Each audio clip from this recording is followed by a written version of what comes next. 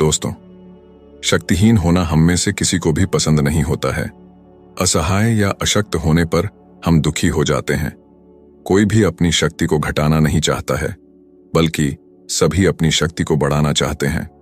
यदि हम इस दुनिया में कमजोर बन के रहेंगे तो हमें हर कोई नीचा दिखाता रहेगा। खुद को ताकतवर बनाना हमारे जिंदगी का पहला लक्ष्य होना चाहिए। बिना ताकत के इस दुनिया में जीना किसी भी इंसान के लिए असंभव है। इस किताब में ताकतवर बनने के 48 नियम बताए गए हैं जो हर इंसान को जानना ही चाहिए। तो चलिए शुरू करते हैं शक्ति के पहले नियम से, जो है काम दूसरों से करवाएं लेकिन श्रेय खुद लें। अपने लक्ष्यों तक पहुंचने के लिए दूसरों की समझदारी, ज्ञान और मेहनत का इस्तेमाल करें। इस तरह से आप न सिर्फ अपना बहुमूल्य समय और ऊर्जा बचाएंगे, बल्कि इससे यह छवि भी बनेगी कि आप बहुत कार्यकुशल और तीव्र हैं। लोग आपको याद रखेंगे और आपके सहायक गुमनामी के अंधेरे में खोकर रह जाएंगे। दूसरों से जो काम करवा सकते हो उसे खुद कभी न करें। ताकत की दुनिया जंगल की दुनिया की तरह है। कुछ जानवर खुद शिकार करके जीते हैं, जबकि ज्यादातर जानवर जैसे गीदड़ और गिद्ध दूसरों के शिकार पर जीते हैं। बाद वाली श्रेणी के जानवरों में कल्पनाशीलता कम होती है और वे अक्सर शक्ति की जरूरत वाले काम को नहीं कर सकते हैं। वे जल्दी ही यह बात समझ लेते हैं कि अगर वे इंतजार करेंगे तो उन्हें कोई न कोई ऐसा जानवर मिल जाएगा जो उनके लिए शिकार कर देगा। नादान न बने। इस समय जब आप किसी गधे की तरह काम कर रहे हैं तो आपके ऊपर भी गिद्ध मंडरा रहे हैं और आपकी रचनात्मकता से फायदा उठाने का तरीका सोच रहे हैं। इसके बारे में शिकायत करना या गुस्सा होना बेकार है। बेहतर यह है कि आप खुद की रक्षा करें। जब आप काम दूसरों से करवाते हैं और श्रेय खुद लेते हैं तो लोगों को यह लगता है कि आप में अनूठी शक्ति है, और अगर आप हर काम खुद करना चाहेंगे तो आपकी ऊर्जा खामख्वाह बर्बाद होगी और आप थकान के मारे बेहाल हो जाएंगे। ऐसे लोगों को ढूंढे जिनमें वे योग्यताएं और रचनात्मकता हो जिनकी आप में कमी हो। या तो उन्हें नौकरी पर रख लें और उनके काम पर अपने नाम का लेबल लगाना शुरू कर दें, या फिर उनके काम पर अपना नाम चिपकाने का कोई और तरीका खोजें। इस तरह से उनकी रचनात्मकता लोगों के सामने आपकी रचनात्मकता बन जाती है और आप जीनियस नजर आने लगते हैं। इस नियम का इस्तेमाल आप एक और तरीके से भी कर सकते हैं। इसमें आपको परजीवी की तरह अपने समकालीनों की मेहनत का फायदा उठाने की जरूरत नहीं होती है। इस तरीके का सार यह है कि ज्ञान और बुद्धि के बृहद कोण यानी अतीत का इस्तेमाल करें। आइजैक न्यूटन ने इसे कद्दावर लोगों के कंधों पर खड़े होने की संज्ञा दी थी। उनका मतलब यह था कि अपनी खोज करते समय उन्होंने अतीत के लोगों की सफलताओं का सहारा लिया था।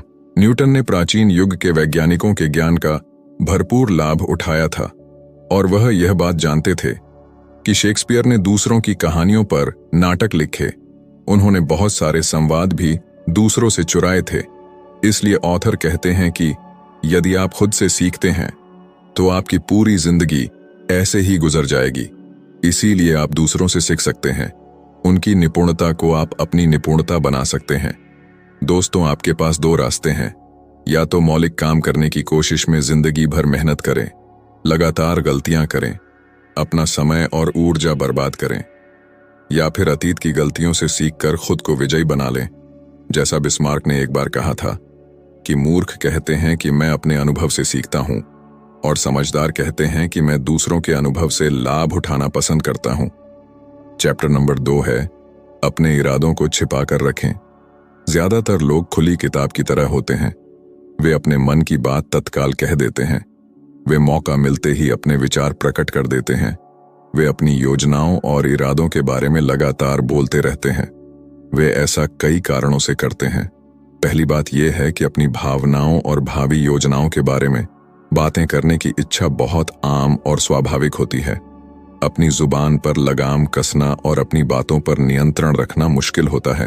दूसरी बात है कि कई लोग यह मानते हैं कि ईमानदारी और स्पष्टतावादिता से वे लोगों का दिल जीत लेंगे और अपने भले मन को प्रमाणित कर देंगे।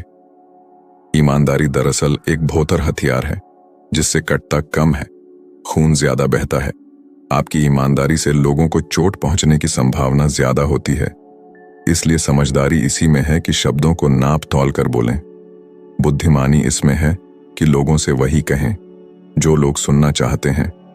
ये समझदारी नहीं है कि आप उन्हें वह कटु सच्चाई बता दें जो आप महसूस करते या सोचते हैं।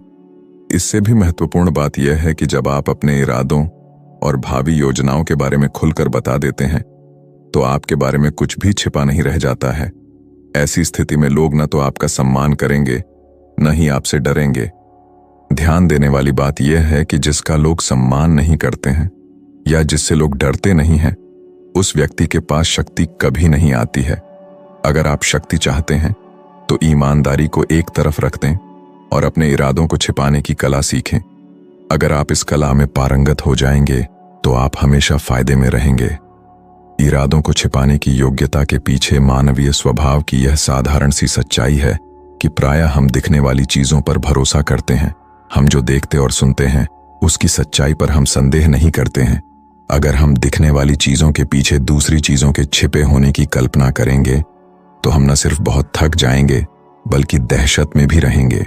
इस कारण इरादों को छिपाना तुलनात्मक रूप से ज्यादा आसान हो जाता है।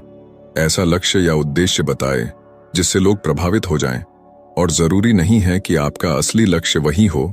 जब आप उस लक्ष्य को लोगों की आंखों के सामने बार बार रखते रहेंगे तो वे उसे ही आपका असली लक्ष्य मान लेंगे। इरादों को छिपाने का एक तरीका यह है कि आप अपनी इच्छाओं और लक्ष्यों के बारे में लगातार बातें करें, लेकिन वे आपकी असली इच्छाएं और लक्ष्य नहीं होने चाहिए। इस तरह आप एक पत्थर से 3 शिकार करेंगे। आप दोस्ताना, निष्कपट और विश्वसनीय नजर आएंगे। आप अपने इरादों को छिपा लेंगे और आप अपने प्रतिद्वंद्वियों को गलत दिशा में भेज देंगे, जिससे उनका समय बर्बाद होगा। लोगों को गुमराह करने का एक और सशक्त औजार है झूठी निष्कपटता। लोग गलती से निष्कपटता को ईमानदारी मान लेते हैं। जब लोगों को ऐसा लगता है कि आप जो कह रहे हैं उसमें आप विश्वास करते हैं, तो इससे आपके शब्दों का वजन बहुत बढ़ जाता है। अगर आप यह मानते हैं कि धोखेबाज भी लोग हवाबाज होते हैं जो बड़े बड़े झूठों और अतिशयोक्तिपूर्ण कहानियों से गुमराह करते हैं, तो आप बहुत गलत सोचते हैं। सबसे अच्छे धोखेबाज वे होते हैं जो उदासीन और अदृश्य मुखौटे का इस्तेमाल करते हैं, जिस वजह से उनकी तरफ किसी का ध्यान नहीं जाता है। वे जानते हैं कि अनावश्यक शब्दों और हरकतों से लोगों का संदेह तत्काल जाग जाएगा, इसलिए वे अपने लक्ष्य को सामान्य, जाने पहचाने और मासूम शब्दों के पीछे छिपा लेते हैं। एक बार जब आप जाने पहचाने शब्दों का इस्तेमाल करके लोगों की सतर्कता को दबा देंगे, तो फिर उनका ध्यान इस तरफ नहीं जाएगा कि इन शब्दों के पीछे धोखा देने के इरादे हैं। आपका नकाब जितना एकरूप होगा, आपके इरादे उतनी ही अच्छी तरह से छिपे रहेंगे। नकाब का सबसे आसान रूप है चेहरे का भाव। उदासीन और भावहीन चेहरे के पीछे हर तरह की विनाशकारी योजना बनाई जा सकती है, जिसकी किसी को भनक भी नहीं लगेगी। इतिहास के सबसे शक्तिशाली लोग इस हथियार का इस्तेमाल करने में निपुण थे। चैप्टर नंबर 3 है हमेशा जरूरत से कम बोलें। लोगों को शब्दों से प्रभावित करने की कोशिश न करें। आप जितना ज्यादा बोलेंगे उतने ही ज्यादा साधारण नजर आएंगे और आपका नियंत्रण उतना ही कम होगा। अगर आप अपनी बात को अस्पष्ट, गोलमोल और अजीब रखेंगे तो आपकी नीरस बात भी मौलिक लगेगी। सशक्त लोग कम बोलकर प्रभावित करते हैं और रौबदार दिखते हैं। इस बात की ज्यादा संभावना होती है कि ज्यादा बोलते समय आपके मुंह से कोई न कोई मूर्खतापूर्ण बात निकल ही जाएगी। शक्ति कई मायनों में दिखावे का खेल है। जब आप जरूरत से कम बोलते हैं तो आप हमेशा वास्तविकता से ज्यादा महान और शक्तिशाली नजर आते हैं। आपकी चुप्पी से दूसरे लोग परेशान हो जाएंगे। इंसान विश्लेषण और स्पष्टीकरण करने वाली मशीनें हैं। वे यह जानने की फिराक में रहते हैं कि आप क्या सोच रहे हैं। जब आप अपने शब्दों को सावधानी से नियंत्रित करते हैं तो वे आपके इरादों या आपकी मंशा को नहीं समझ पाते हैं। आपके संक्षिप्त जवाब या खामोशी से वे रक्षात्मक हो जाएंगे और बीच में कूद पड़ेंगे। आपकी खामोशी के खाली स्थान को भरने की हड़बड़ी में वे घबराकर कुछ भी बोलने लगेंगे, जिससे आपको उनके और उनकी कमजोरियों के बारे में बहुमूल्य जानकारी मिलेगी। आपसे मिलकर जाने के बाद उन्हें ऐसा लगेगा जैसे वे लुट गए हों। घर जाकर वे आपके हर शब्द पर गहराई से विचार करेंगे। आपकी संक्षिप्त टिप्पणियों पर जब लोग अतिरिक्त ध्यान देंगे तो इससे आपकी शक्ति तो बढ़नी ही है। युवावस्था में चित्रकार एंडी वारहोल को यह समझ में आ गया कि लोगों से बातें करके उनसे अपना मनचाहा काम करवाना असंभव है।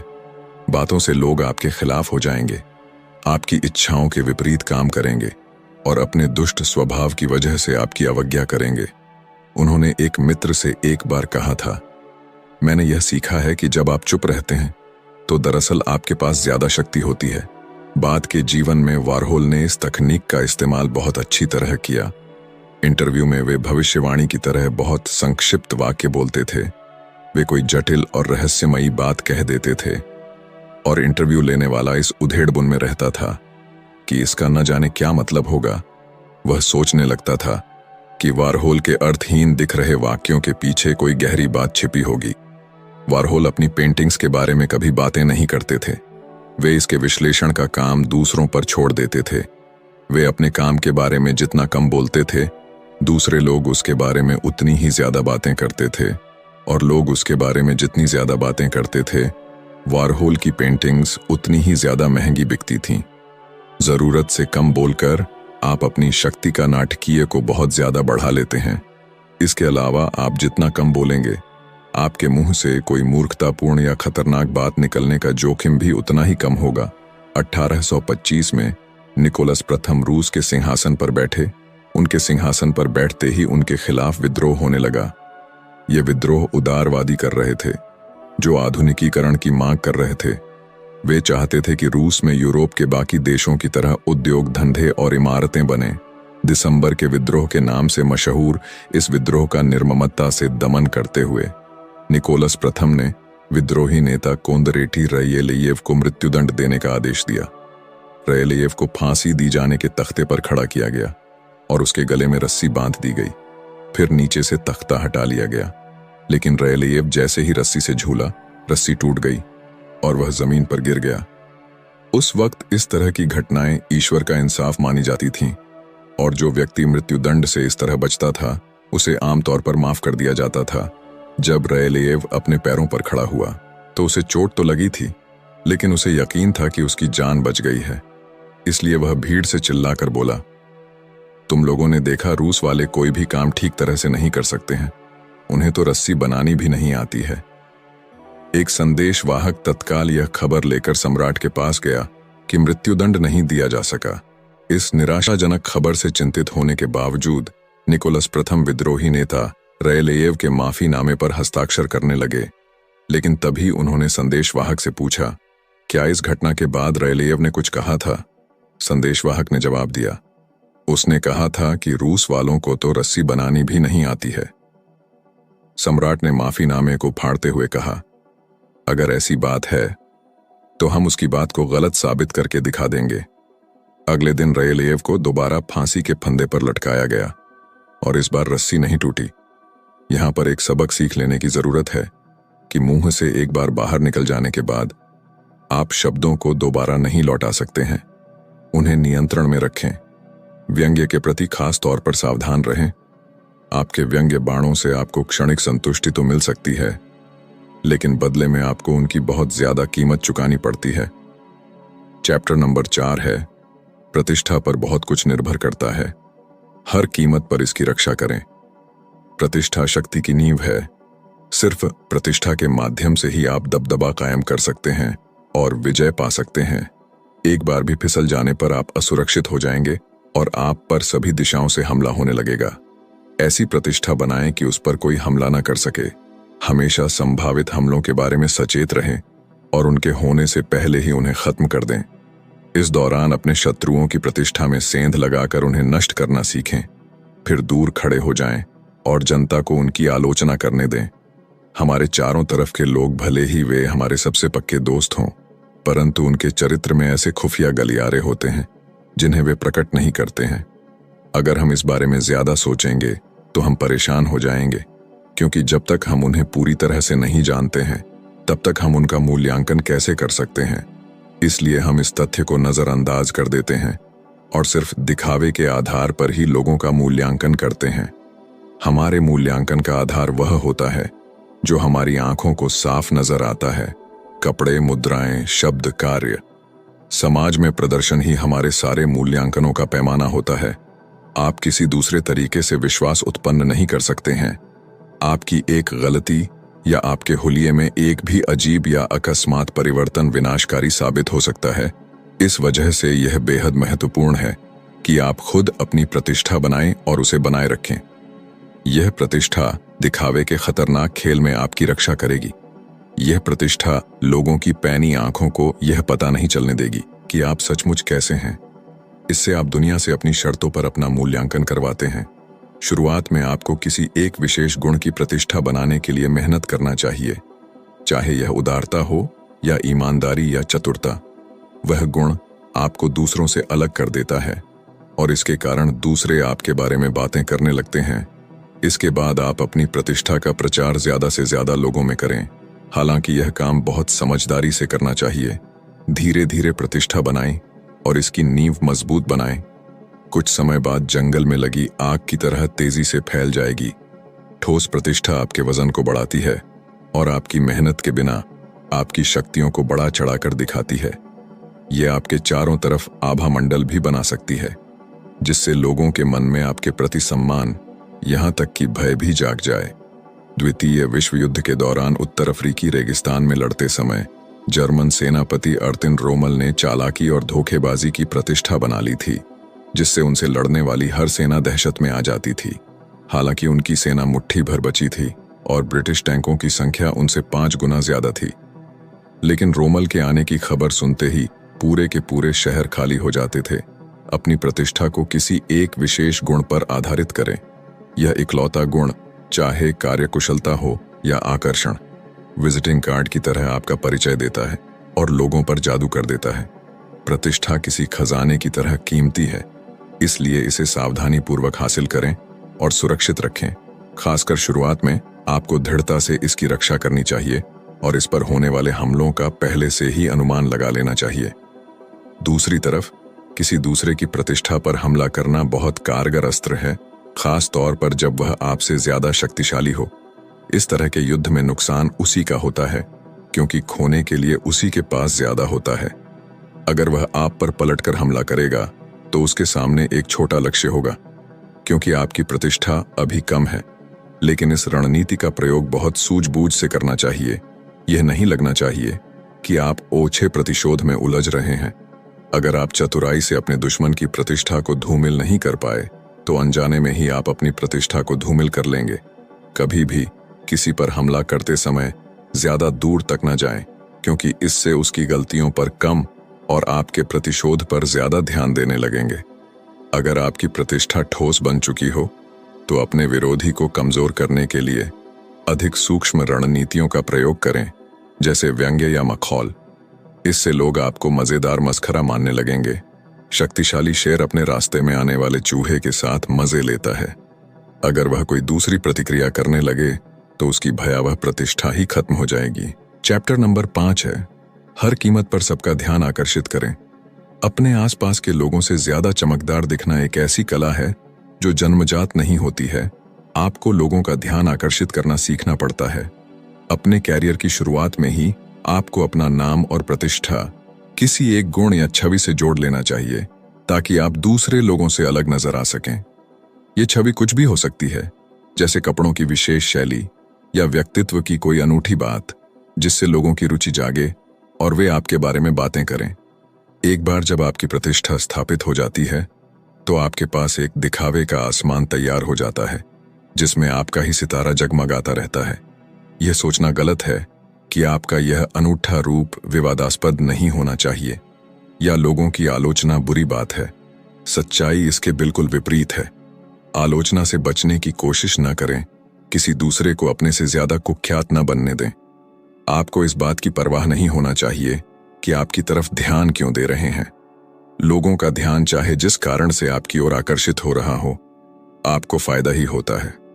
लुई 14वें के दरबार में बहुत से योग्य लेखक, कलाकार, सुंदरियां और चरित्रवान स्त्री पुरुष थे, लेकिन ड्यूक डक ले लॉजन के बारे में जितनी बातें होती थीं, उतनी किसी और के बारे में नहीं होती थीं। ड्यूक नाटे थे और बहुत ही बदतमीजी का व्यवहार करते थे। वे राजा की प्रेमिकाओं के साथ सोते थे और खुलेआम न सिर्फ दूसरे दरबारियों के साथ बदतमीजी करते थे, बल्कि सम्राट का भी अपमान करते रहते थे। बहरहाल लुई को ड्यूक का अनूठापन इतना मोहक लगता था कि वे दरबार में उनकी अनुपस्थिति बर्दाश्त नहीं कर पाते थे। इसका कारण स्पष्ट है। ड्यूक के चरित्र की विचित्रता सबका ध्यान आकर्षित करती थी। उनसे मंत्रमुग्ध होने के बाद लोग हर कीमत पर उन्हें अपने आसपास रखना चाहते थे। समाज हमेशा ऐसे लोगों को पसंद करता है जो औसत लोगों से बड़े या अलग हों। इसलिए ऐसे गुण विकसित करें जिनके कारण आप दूसरों से अलग दिखें और आपके प्रति लोगों का ध्यान आकर्षित हो। इसलिए विवाद को गले लगाएं, यहां तक कि स्कैंडल को भी। लोग आपको नजरअंदाज करें, इससे तो बेहतर है कि वे आपकी आलोचना करें। कम से कम आप चर्चा में तो रहेंगे। सवाल यह है कि अगर आप किसी छोटे पद पर हैं जहां आपके पास दूसरों का ध्यान आकर्षित करने के बहुत कम अवसर हैं, तब क्या करें? इस स्थिति में कारगर तरीका यह है कि अपने आसपास के सबसे मशहूर और शक्तिशाली व्यक्ति पर हमला कर दें। जब 16वीं सदी का युवा रोमन दास पिएत्रो अरेटिनो कवि के रूप में मशहूर होना चाहता था, तो उसने पालतू हाथी के प्रति पोप के प्रेम का मखौल उड़ाते हुए कई व्यंग्य कविताएं लिखीं। इस हमले से अरेटिनो तत्काल लोगों की नजरों में चढ़ गया। किसी ऊंचे पद पर बैठे व्यक्ति की आलोचना करने का भी यही प्रभाव होता है। बहरहाल इतना याद रखें कि जनता का ध्यान आकर्षित होने के बाद इस रणनीति का प्रयोग कभी कभार ही करें, क्योंकि बार बार ऐसा करने पर लोग इसे गंभीरता से नहीं लेंगे। एक बार लोगों की नजरों में चढ़ने के बाद आपको उनका ध्यान आकर्षित करने के नए नए तरीके खोजने चाहिए। अगर आप ऐसा नहीं करेंगे तो लोग आपसे ऊब जाएंगे, आपकी तरफ ज्यादा ध्यान नहीं देंगे और किसी नए सितारे की तरफ आकर्षित हो जाएंगे। इस खेल में निरंतर सावधानी और रचनात्मकता की जरूरत होती है। पाब्लो पिकासो ने खुद को कभी पृष्ठभूमि में गुम नहीं होने दिया। वे हमेशा जानबूझकर जनता के सामने पेंटिंग्स की एक नई श्रृंखला रख देते थे जो सबकी अपेक्षाओं के विपरीत होती थी। वे यह मानते थे कि लोग उनकी पेंटिंग की शैली से ज्यादा परिचित हों। इससे पहले ही कुछ बुरी और विचलित करने वाली पेंटिंग्स बनाकर उन्हें हैरान कर देना चाहिए। यह अच्छी तरह से समझ लें, लोग खुद को उस व्यक्ति से श्रेष्ठ मानते हैं जिसके काम के बारे में वे पहले से भविष्यवाणी कर सकते हैं। अगर आप उनकी अपेक्षाओं के विपरीत जाकर उन्हें यह बता देते हैं कि नियंत्रण की बागडोर आपके हाथ में है, तो आपको उनका सम्मान भी मिलेगा और आप लंबे समय तक उनका ध्यान भी आकर्षित कर पाएंगे। चैप्टर नंबर 6 है, दूसरों को अपने पास बुलाइए, जरूरत पड़ने पर दाना भी डालें। जब आप दूसरे व्यक्ति को कोई काम करने के लिए मजबूर करते हैं तो नियंत्रण आपके हाथ में होता है। हमेशा ज्यादा अच्छा यही होता है कि आपका विरोधी आपके पास आए और इस प्रक्रिया में अपनी योजनाएं छोड़ दें, बहुत बड़ा प्रलोभन देकर उसे ललचाएं, फिर उस पर हमला कर दें। यह नाटक इतिहास में बहुत बार खेला गया है। कोई आक्रामक लीडर बहुत से साहसिक कदम उठाता है जिससे वह बहुत शक्तिशाली बन जाता है। कुछ समय बाद वह शक्ति के शिखर पर पहुंच जाता है, लेकिन इसके कुछ समय बाद ही हर चीज उसके खिलाफ होने लगती है। उसके असंख्य दुश्मन आपस में गठबंधन कर लेते हैं। अपनी शक्ति को बनाए रखने की कोशिश में वह हर दिशा में लड़ता है, जिससे वह थक जाता है और अंततः उसका पतन हो जाता है। ऐसा होने का कारण यह है कि यह आक्रामक व्यक्ति कभी भी पूरे नियंत्रण में नहीं होता है। वह 2-4 कदमों से ज्यादा आगे तक नहीं देख पाता है। वह अपने साहसिक कार्यों के परिणामों को नहीं देख पाता है, चूंकि उसे हमेशा अपने शत्रुओं के कदमों और अपने जल्दबाजी के कामों पर प्रतिक्रिया करनी पड़ती है। इसलिए उसकी आक्रामक ऊर्जा ही उसकी दुश्मन बन जाती है। शक्ति के संसार में आपको खुद से पूछना चाहिए, अगर नियंत्रण मेरे हाथ में नहीं है तो यहां से वहां भागने, समस्याएं सुलझाने और शत्रुओं को हराने की कोशिश करने का क्या फायदा है? मैं घटनाओं को नियंत्रित करने के बजाय उन पर प्रतिक्रिया करने में ही क्यों उलझा रहता हूं? जवाब आसान है, शक्ति की आपकी परिभाषा ही गलत है। आपने गलती से आक्रामक काम को ही प्रभावी काम मान लिया है। अक्सर सबसे प्रभावी काम होता है पीछे बने रहना, शांत बने रहना और दूसरों को अपने बिछाए जाल में फंसाना। तत्काल विजय पाने को बजाय दीर्घकालीन शक्ति का खेल खेलना ज्यादा असरदार होता है। याद रखें, शक्ति का मूल आधार है पहल करने की योग्यता, अपने कार्यों पर दूसरों से प्रतिक्रिया करवाना, अपने विरोधियों और अपने आसपास के लोगों को रक्षात्मक होने पर मजबूर करना। जब आपकी रणनीति के कारण दूसरे लोग आपके पास आने लगते हैं तो अचानक स्थिति का नियंत्रण आपके हाथ में आ जाता है, और जिसके पास नियंत्रण होता है उसी के पास शक्ति होती है। इस स्थिति तक पहुंचने के लिए आपके पास 2 चीजें होनी चाहिए। पहली, आपको अपनी भावनाओं पर काबू रखना सीखना चाहिए। और कभी नाराज नहीं होना चाहिए। आपको लोगों की स्वाभाविक प्रवृत्ति का लाभ उठाना चाहिए। जिन्हें जब उकसाया या प्रलोभन दिया जाता है तो वे भड़क जाते हैं। दूसरों को अपने पास आने के लिए मजबूर करने की योग्यता दीर्घकालीन रणनीति के लिहाज से आपका सबसे शक्तिशाली अस्त्र है। जब विरोधी मजबूर होकर आपके पास आएगा तो इसका एक लाभ यह भी होगा कि वह आपके इलाके में होगा। शत्रु के क्षेत्र में आने की वजह से वह घबरा रहा होगा, इसलिए वह अक्सर हड़बड़ी में काम करेगा और उसे गलतियां होंगी। समझदारी इसी में होती है कि बातचीत या बैठकों में दूसरे व्यक्ति आपके इलाके में या कम से कम आपकी पसंद के इलाके में आए। इस तरह से आप जाने पहचाने माहौल में होते हैं, जबकि सामने वाला अनजान माहौल में होता है और उसे मजबूरन रक्षात्मक बनना पड़ता है। स्वार्थ साधन एक खतरनाक खेल है। जब किसी को यह शक हो जाए कि उससे मतलब निकलवाया जा रहा है तो उसे नियंत्रित करना ज्यादा मुश्किल हो जाता है। लेकिन जब आप अपने विरोधी को अपने पास आने के लिए मजबूर करते हैं तो उसे यह भ्रम हो जाता है कि स्थिति को वही नियंत्रित कर रहा है। 19वीं सदी के मशहूर निवेशक डैनियल डू शेयर बाजार के मंजे हुए खिलाड़ी थे। जब वे यह चाहते थे कि बाकी लोग किसी खास कंपनी के शेयर को खरीदें या बेचें और उसके भाव को ऊपर या नीचे धकेलें, तो वे कभी सीधी नीति का इस्तेमाल नहीं करते थे। वे चालाकी से काम लेते थे। उनकी एक चाल यह थी कि वे वॉल स्ट्रीट के रास्ते में पड़ने वाले एक क्लब में जाकर कहते थे कि उन्हें जल्दी ही स्टॉक एक्सचेंज पहुंचना है। फिर वे अपना पसीना पोंछने के लिए लाल रूमाल निकालते थे।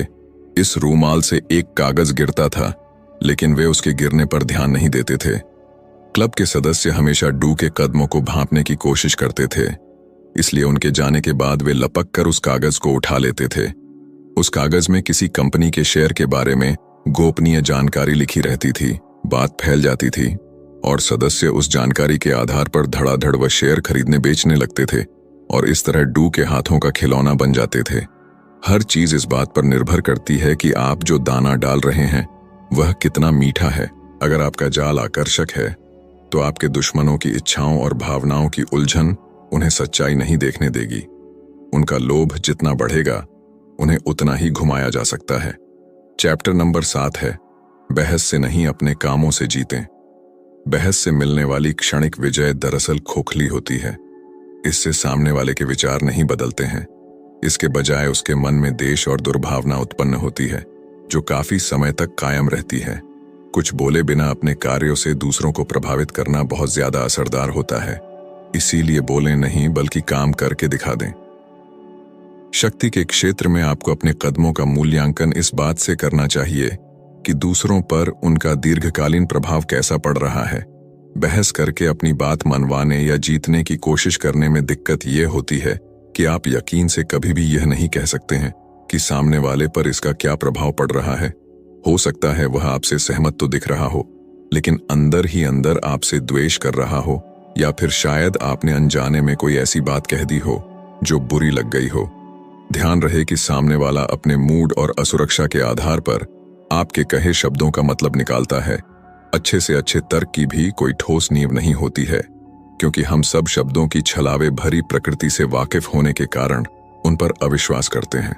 किसी के साथ बहस करने के कुछ ही दिन बाद हम सिर्फ आदत की वजह से अपने पुराने विचारों पर वापस लौट आते हैं। हर कोई जानता है कि बहस करने के आवेश में हम अपनी बात के समर्थन में कुछ भी कह सकते हैं। हम बाइबल का हवाला दे सकते हैं या ऐसे आंकड़ों का जिक्र कर सकते हैं जिनकी पुष्टि नहीं की जा सकती है। इस तरह की हवाबाजी से कौन हम पर विश्वास कर सकता है? कार्य इससे कहीं ज्यादा शक्तिशाली और अर्थपूर्ण होते हैं। वे हमारी आंखों के सामने होते हैं और हम उन्हें देख सकते हैं। कार्यों में चुभने वाले शब्द नहीं होते हैं और गलत निष्कर्ष की कोई संभावना भी नहीं होती है। सामने दिखाई देने वाले सबूत के साथ कोई भी बहस नहीं कर सकता है। जैसा ग्रेशियन कहते हैं, सत्य आमतौर पर सुनाई नहीं, दिखाई देता है। काम के माध्यम से अपने विचार प्रकट करने से आपके विरोधी रक्षात्मक नहीं होते हैं, इसलिए वे आसानी से आपकी बात मान जाते हैं। बहस के बजाय कार्य से शाब्दिक और भौतिक दोनों रूपों में अपनी बात मनवाना ज्यादा कारगर होता है। अगर आपका लक्ष्य शक्ति पाना या उसे सुरक्षित रखना है तो हमेशा अप्रत्यक्ष मार्ग खोजें और युद्ध का मैदान सावधानी से चुनें। अगर दीर्घकालीन दृष्टि से इस बात से कोई फर्क नहीं पड़ता है कि सामने वाला आपसे सहमत है या नहीं, या अगर समय और उनका अनुभव उन्हें आपका मतलब समझा देगा, तो सबसे अच्छा यही रहेगा कि आप उन्हें समझाने की कोशिश ही ना करें। अपनी ऊर्जा बचाएं और वहां से चल दें। चैप्टर 7 है, दुखी और बदकिस्मत लोगों से बचें। आप किसी दूसरे के दुख से मर सकते हैं। भावनात्मक अवस्थाएं बीमारियों ही की तरह संक्रामक होती हैं। हो सकता है आपको लगे कि आप डूबते आदमी की मदद कर रहे हैं, लेकिन यह याद रखें कि ऐसा करके आप सिर्फ अपनी मुश्किलें बढ़ा रहे हैं। बदकिस्मत लोग बदकिस्मती को अपनी तरफ आकर्षित करते हैं। अगर आप उनकी मदद करेंगे तो बदकिस्मती आपकी तरफ भी आकर्षित हो जाएगी। इसलिए सुखी और खुशकिस्मत लोगों के साथ रहें। कुछ लोग दुर्भाग्यशाली होते हैं। ये लोग अपनी गलतियों के कारण नहीं, बल्कि परिस्थितियों के कारण दुर्भाग्य का शिकार होते हैं। ये हमारी मदद और सहानुभूति के हकदार हैं।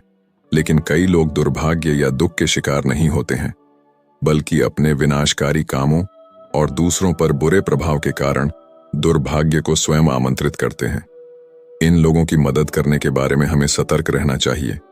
हम यह सोचते हैं कि उन्हें मुसीबत से उबारना या उनकी आदतें बदलना नेकी का काम होगा, लेकिन अक्सर उनकी आदतें हम में आ जाती हैं और उनकी बजाय हम बदल जाते हैं।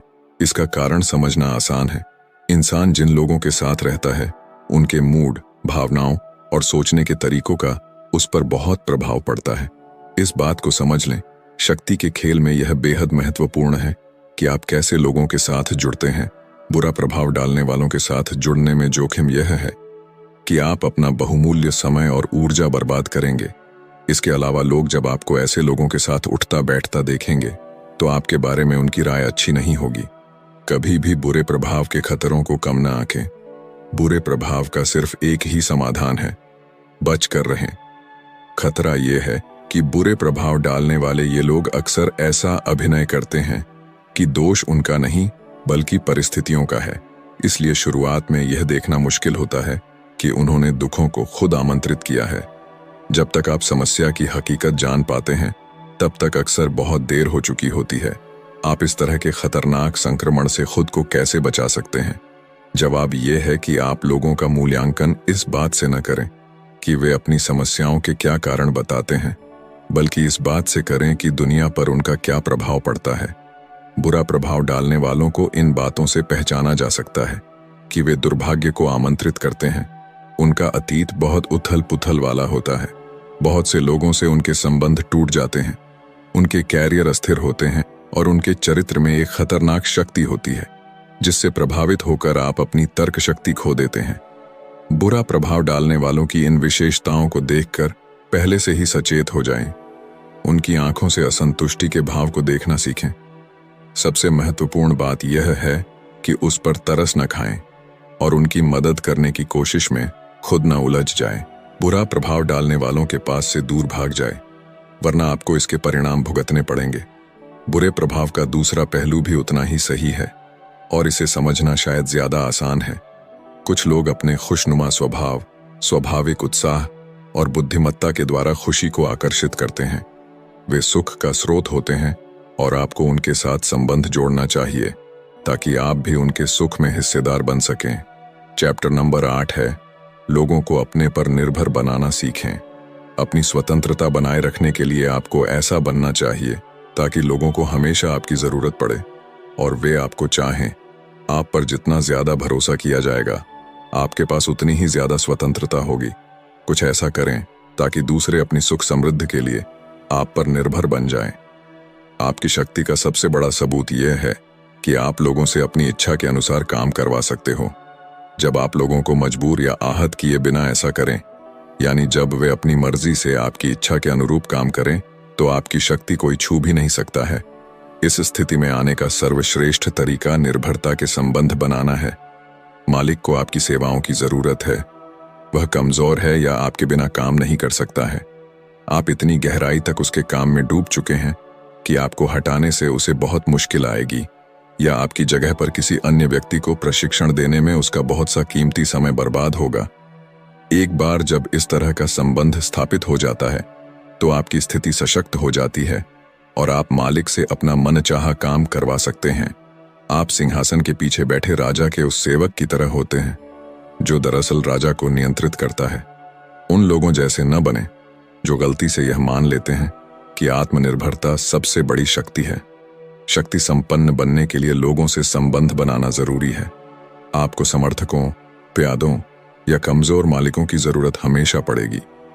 अगर आप खुद को अनिवार्य नहीं बना पाते हैं तो पहला मौका मिलते ही आपको बाहर निकाल दिया जाएगा। आपकी जगह पर किसी कम उम्र वाले, कम महंगे और कम जोखिम वाले नए व्यक्ति को नियुक्त कर दिया जाएगा। यह जोखिम न लें और लोगों को अपने पर निर्भर बनाएं।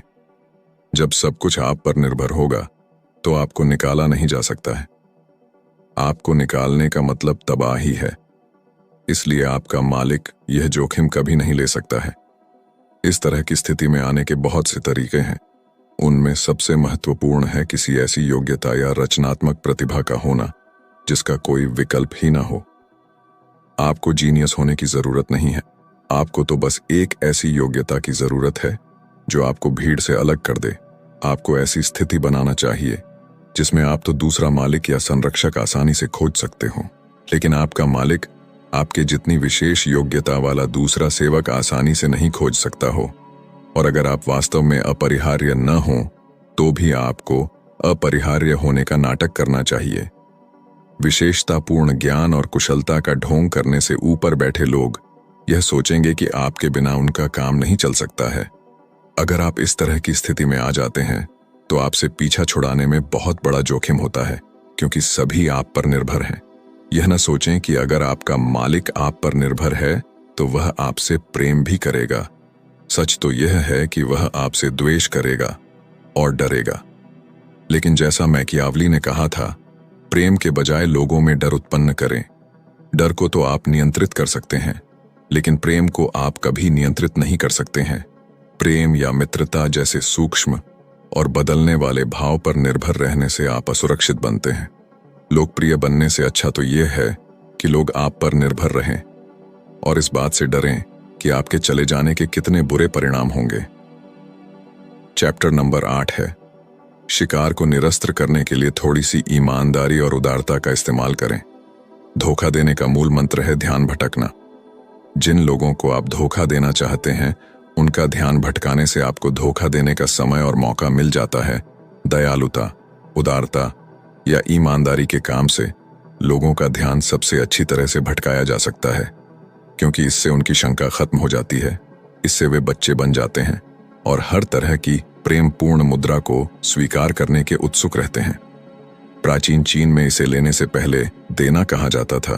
पहले देने से सामने वाले का ध्यान इस बात पर नहीं जाता था कि आप उससे लेने वाले हैं। इस तरकीब के अनंत व्यावहारिक प्रयोग हैं। किसी से खुलेआम कुछ लेना खतरनाक है, शक्तिशाली लोगों के लिए भी।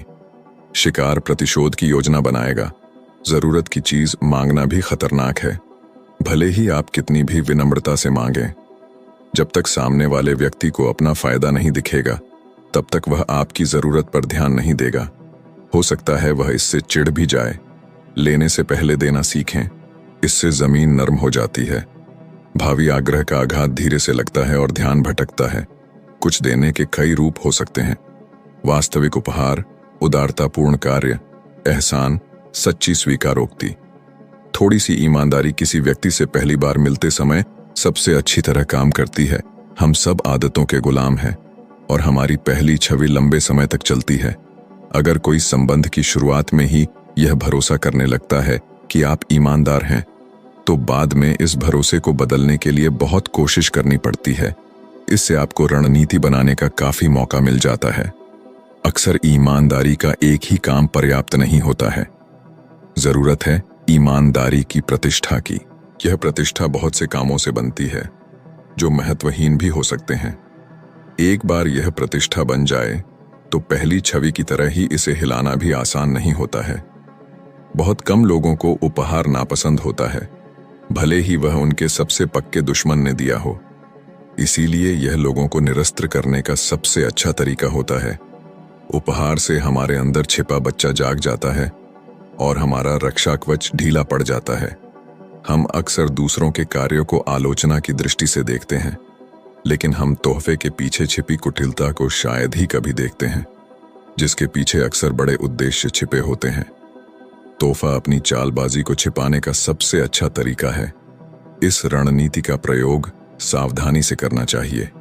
अगर लोग इसे भांप लेंगे तो कृतज्ञता और स्नेह की उनकी कुंठित भावनाएं नफरत और अविश्वास में बदल जाएंगी। जब तक आप सच्चे और दिल से निकलने वाले उपहार का अभिनय न कर सकें, तब तक आग से न खेलें। चैप्टर नंबर 9 है, मदद मांगते समय दया या कृतज्ञता की नहीं, बल्कि स्वार्थ की दुहाई दें। अगर आपको किसी साथी की मदद चाहिए तो उसे यह याद न दिलाएं कि आपने पहले उसकी कितनी मदद की है या उसके लिए कितने अच्छे काम किए हैं। अगर आप ऐसा करेंगे तो वह आपक नजरअंदाज करने का कोई न कोई तरीका खोज ही लेगा। इसके बजाय अपने आग्रह में किसी ऐसी चीज की तरफ इशारा कर दे जिससे उसे लाभ होगा। इस लाभ को बड़ा चढ़ाकर जोर शोर से बताएं। जब उसे यह लगेगा कि आपकी मदद करने के कारण उसका भला हो सकता है, तो वह पूरे उत्साह से आपकी मदद करेगा। शक्ति की खोज में आपको बार बार अपने से ज्यादा शक्तिशाली लोगों से मदद मांगनी पड़ेगी। मदद मांगना भी एक कला है। यह कला इस बात पर निर्भर करती है कि आप में सामने वाले को समझने की कितनी क्षमता है, और यह भी कि आप अपनी और उसकी जरूरतों के फर्क को समझते हैं। ज्यादातर लोग मदद मांगने में सफल नहीं हो पाते हैं क्योंकि वे अपनी ही इच्छाओं और जरूरतों में खोए रहते हैं। वे यह मान बैठते हैं कि वे जिन लोगों से मदद मांग रहे हैं वे निस्वार्थ भाव से उनकी मदद करेंगे। वे इस तरह आग्रह करते हैं जैसे उनकी जरूरतें दूसरों के लिए महत्वपूर्ण हों, जबकि शायद उन्हें उनकी कतई परवाह नहीं होती है। कई बार वे बड़े मुद्दों का हवाला देते हैं, कोई महान लक्ष्य या प्रेम और कृतज्ञता जैसे महान भाव। वे बड़ी तस्वीर दिखाने लग जाते हैं, जबकि रोजमर्रा की बातों में प्रभावित करने की ज्यादा शक्ति होती है। उन्हें यह एहसास ही नहीं होता है कि सबसे शक्तिशाली व्यक्ति भी अपनी खुद की जरूरतों में उलझा रहता है, और अगर आप उसके स्वार्थ का वास्ता नहीं देते हैं तो वह आपकी मदद करने को अपने समय की बर्बादी मानेगा। इस प्रक्रिया में प्रमुख कदम सामने वाले के मनोविज्ञान को समझना है। जब आप एक बार ये समझ जाते हैं कि आप किस तरह से सामने वाले आवश्यकताओं को पूरा कर सकते हैं या उनके लक्ष्य तक पहुंचने में उनकी मदद कर सकते हैं, तो आपके आग्रह को पूरा करने की दिशा में सारी बाधाएं जादू से गायब हो जाएंगी। शक्ति हासिल करने की राह में हर कदम पर आपको यह सीखना होगा कि आप दूसरे व्यक्ति की तरह सोचें, उसकी जरूरतों और रुचियों को भांपें। आप अपनी भावनाओं के पर्दे को हटा दें, क्योंकि इससे सच्चाई धुंधली हो जाती है। अगर आप इस कला में पारंगत हो जाते हैं तो फिर आपकी सफलता की कोई सीमा नहीं रहेगी। तो दोस्तों, आज की ऑडियो बुक समरी यहीं पर समाप्त करते हैं, और यदि आपको ये ऑडियो बुक पसंद आई हो तो चैनल को लाइक और सब्सक्राइब जरूर करें। यदि आपको इसी बुक पर नेक्स्ट समरी चाहिए तो कमेंट करके जरूर बताएं। Thanks for watching.